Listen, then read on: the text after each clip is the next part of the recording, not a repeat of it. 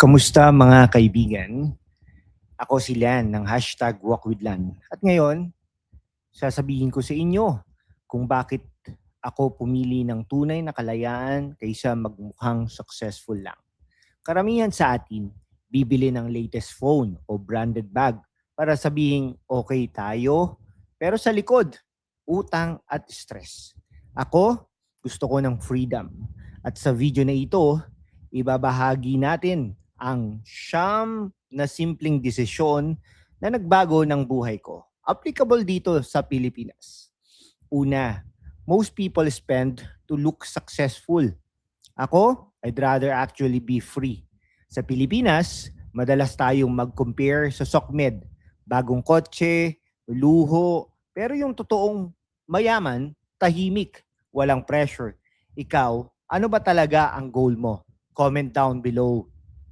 Pangalawa, check your bills regularly. Insurance, internet, phone, Meralco, Maynilad, GCash loans.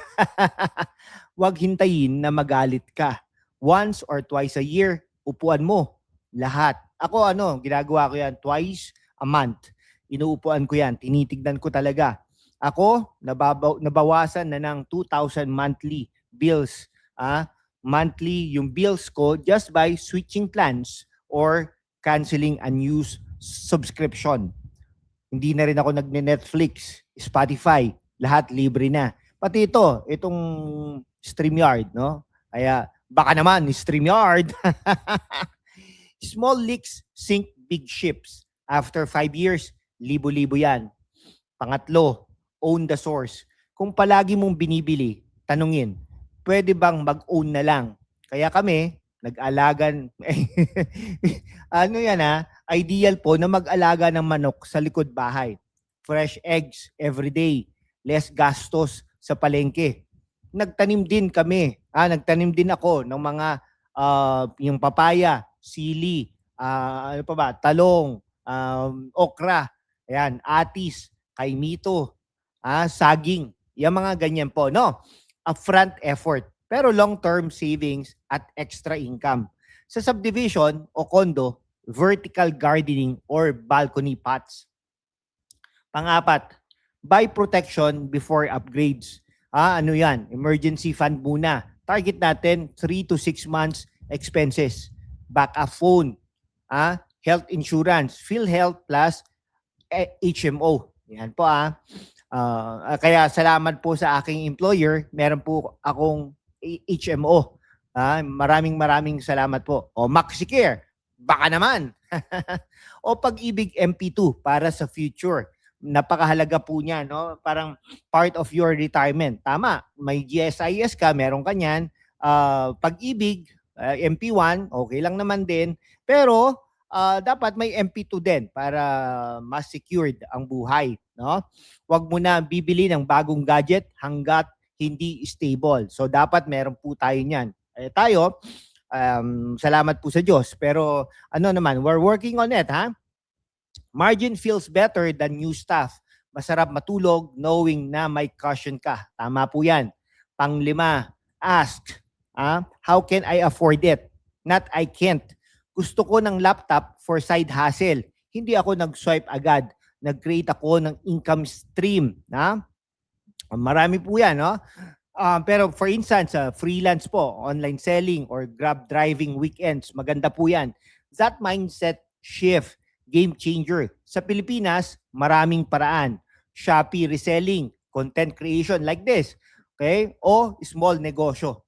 Pang-anim, think like an owner. Bumili ng tools na gumagawa ng pera. Halimbawa, laptop for freelancing, katulad nito, no? Camera for vlogging, o manok para sa itlog business.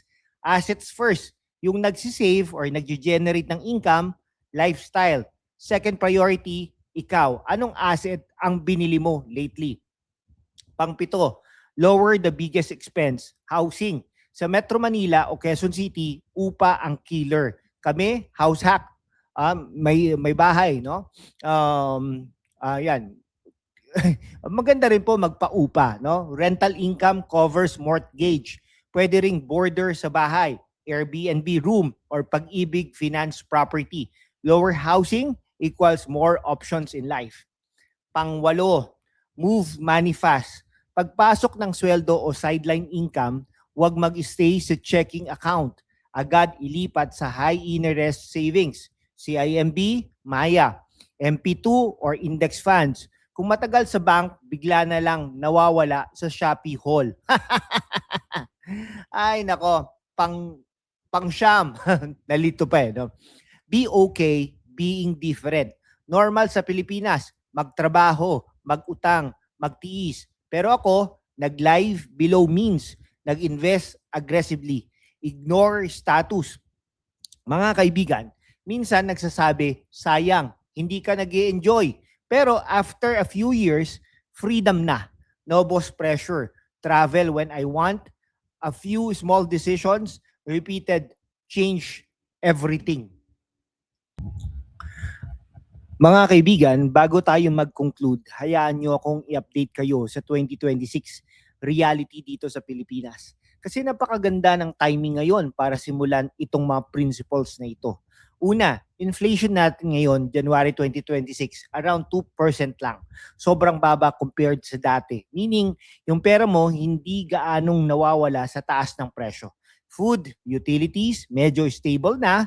Perfect time to save and invest kasi yung binibili mo hindi agad tumataas. Pangalawa, BSP just cut rates ulit. Ngayon, 4.25% na ang key rate. Mas mura ang loans kung mag-house hack ka at mas maraming opportunities for side hustles or small business loans. Kung may utang ka na, high interest credit card 2 to 3% monthly, bayaran mo na habang mababa pa ang rates. Sa Pag-ibig MP2, still solid yan mga kaibigan. Historical dividends around 7%, like 7.1 in 2024. At may hints na mas mataas pa in 2025 payouts. Madali lang. Voluntary savings ito eh. 5 years maturity, so dapat meron ka ring emergency fund. Pero anyway, government back yan. So, mas stable. Ako regular contributor ako dito para sa retirement ko. Yan, inilalaan ko yan sa aking retirement dahil sa medyo konti lang, no? Pero start small. 500 pesos a month lang yan eh, no? Pero compound magic mga kaibigan, di ba? At yung digital banks, sobrang ganda ng rates ngayon. Maya Bank, basic niyan 3.5%. Pero with promos like qualified dispense or Grab rides, talaga ba? Up to 10 to 15% per annum. Wow, laki niyan. On first 100,000 ay pag more than bababa din po yung yung excess.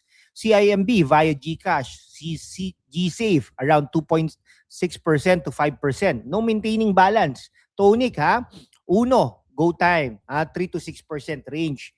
Ilipat mo na yung pera mo from regular bank 1 to 2% lang to this passive income agad. Real story tayo from a follower ko dito sa Quezon City. Si Kuya June, minimum wage earner yan sa call center. Ni-review niya bills niya. Nabawasan ng 1,500 pesos a month sa Globe Plan Switch plus a new sub. No? Yun. Nagtanim siya ng herbs at sili sa balcony. Vertical garden. Nag-build ng emergency fund sa Maya, now earning extra interest. House hack. Nag-rent out yung extra room sa apartment niya via Facebook groups, covers half ng rent. Sa loob ng 2 taon, nakaipon siya ng MP2 plus side hustle sa online reselling. Parang ganito po sa YouTube. No? Ngayon, may freedom na siya to quit toxic job. Nag-full-time freelance siya from stress to libre dahil sa small repeated decisions. Ikaw, ano ang version mo? Pwede ring ikaw yan Start with one thing today. Review bills bukas. Mag-open ng high interest account o mag-research ng Pag-ibig MP2. Hindi kailangang perfect, kailangang consistent. Kung inaantok ka na sa utang at bills, remember, 2026 is your year for financial glow up. Hindi dahil mayaman ka na, pero dahil nagdesisyon kang maging different at maging libre talaga. Now, mga kaibigan So mga kaibigan, hindi kailangan maging milyonaryo agad. Start small. Review bills this week. Plant something. Build emergency fund. A few weird years can change your trajectory. Gusto mo ng tulong? Naghanda ako ng simple guide ng 1% better finances. Link sa description ha, mga kaibigan. Download mo na. Gagawa pa lang po tayo. Okay, hanggang dito na lang po mga kaibigan. Maraming salamat po sa inyong lahat. Mabuhay po kayo.